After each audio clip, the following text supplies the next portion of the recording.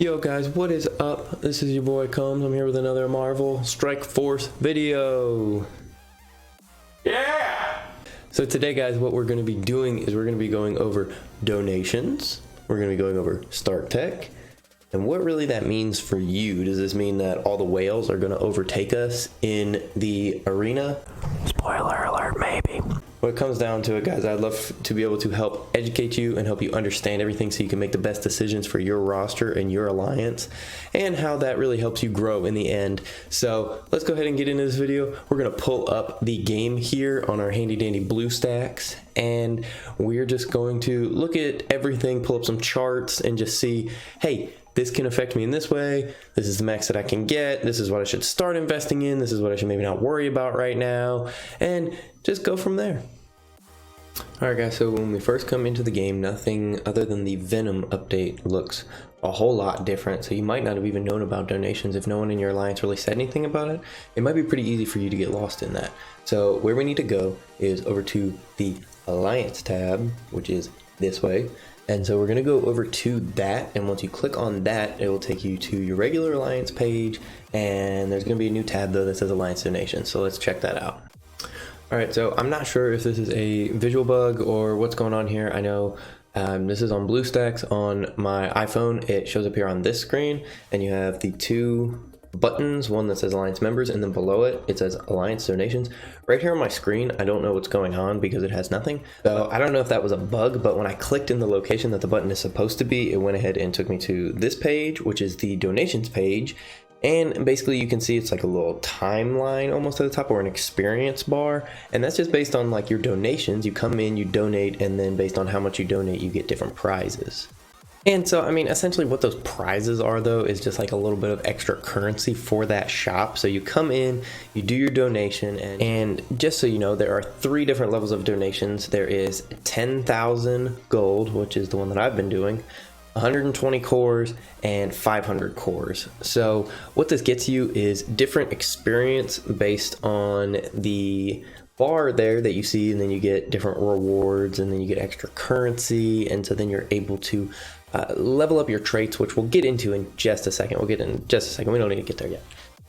But a lot of this is really interesting to me because I look at it and I'm just like, man, this really seems geared towards whales and big spenders, because they can come in and they can spend 500 cores, and then for them, you know, that's a lot of times just not even a drop in the bucket. They can come in, they can spend these cores, and then they're going to be able to do like 5 upgrades before the time that I'm going to be able to do 2. And I'm just like, man, like, if that's an arena, like, they're just going to have overall better stats than me. Like, if we're all at the same gear level, same ability level, like, they could have potentially up to 20% more on their stats. Now, granted, this is kind of locked behind a leveling wall in that everyone has to donate. It levels up your alliance, and once your alliance is level 20, that's when you're able to get up to 20% stat boost. 20%. I don't know about you guys, that seems really crazy because, again, some of these whale guilds, they probably have that already. It's probably up there, and they're probably already at 20%, at least in some stats. I can't imagine that these guys are spending 500 cores, you know, multiple times a day. That seems very drastic for something you can get eventually.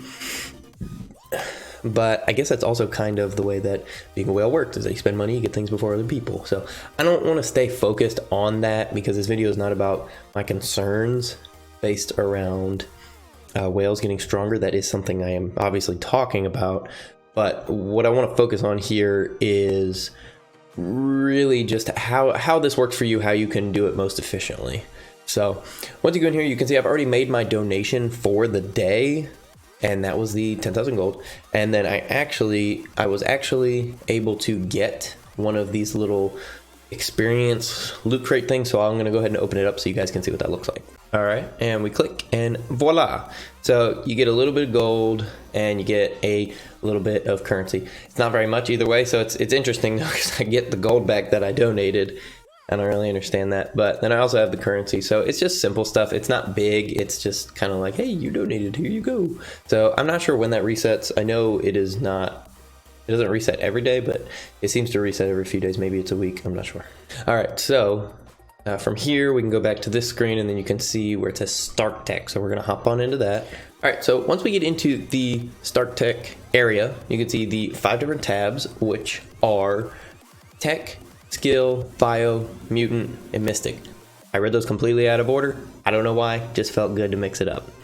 So when you're looking at these, you have all these different stats that can be upgraded. And you look at it, it's like, oh, it only goes up by 1% right now. It's not a big deal. And so yeah, I'd agree. Right now, 1%, not too big of a deal. So all right, so if you look at mine, I put everything into skill because most of the characters that I use are skill based, and also all of the shield agents are skill based, and I'm getting ready to unlock Nick Fury here soon. I've put everything that I've got into skill because I know that once I get Nick Fury and I'm leveling up that team right now, like that's going to be my main team for everything, I feel like, because it's so good. Again, that's a tangent. We don't need to get off into that. You know, some of you might be like, oh, well, why'd you go with the skill, Holmes? The reason I went with skill is because I'm tired. I am sick and tired of Thanos being resistant to my Black Widow stuns. I'm sick of it. And maybe I could have put some of this currency into a different, I guess, whatever, a different type of character. But I am so sick of that. And I know that obviously that 2% boost is going to help me stun him much more consistently on the Thanos raids that we only have for a few more days. I'm so logical. Do things like me, right? I'm the YouTuber. Anyways, be thoughtful about your decisions. Think about them. Say, hey, where am I going in the future? What am I going to be working on? Not, what am I really irritated about right now and how can I solve that issue? Because 2%, it ain't going to do nothing. But that's where most of my currency went to. What I did is I came in here and I used the currency that I had.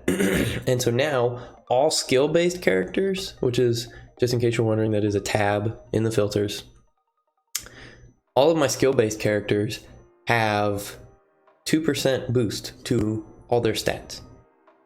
And to me, I'm just kind of like, okay, like that's cool. That should affect like maybe Dark Dimension. That should affect maybe the raids or Blitz even maybe. But it's crazy to me because my understanding is that that is also affecting Arena, because no one else has been out there to clarify that it does not. So if that's wrong, then I made this video really worried about nothing. So what I recommend is you go in here, you do a bit of research, and you say, hey, this is the team that I use for almost everything, and this is what I'm working on, this is what's upcoming, this is what I'm going to be using in the future, and so I'm going to upgrade this stuff. So just make a good decision with this. Not that the currency is super hard to come by, but I know later on, as the upgrades get bigger, it will be harder to come by.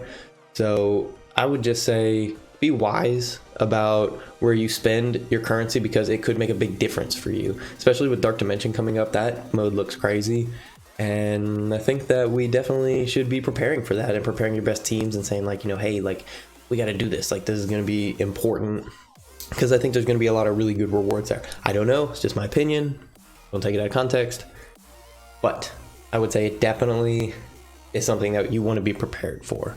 So that's just my thoughts on it, and I wanted to give them to you guys. I hope that this video was helpful today. If it was, go ahead and smash that like button. It really helps me out if you do that. And if you have any further questions, comments, or like, hey, you're wrong about this, then, you know, feel free to please let me know. Go ahead and leave me a comment about anything regarding that. And if you're new around here, go ahead and subscribe to the channel. We're putting out just good and helpful content like this on a regular basis. And so if you see it, you're like, hey, I like this guy, he seems fun. Maybe you wanna pet the beard. Well, you can't because you're not here. But maybe one day. All right, guys. So go ahead and do all that. Join my Discord. Come say hey. Come talk to me. I know we have new people coming in every day. It's really crazy, but I love it, and I love getting to interact with you guys and to be able to make friends with you guys. That's really what this is all about. So one last thing that we got to say today. I know you're ready for it. You better be. Let me see it in the comments. Hail Hydra.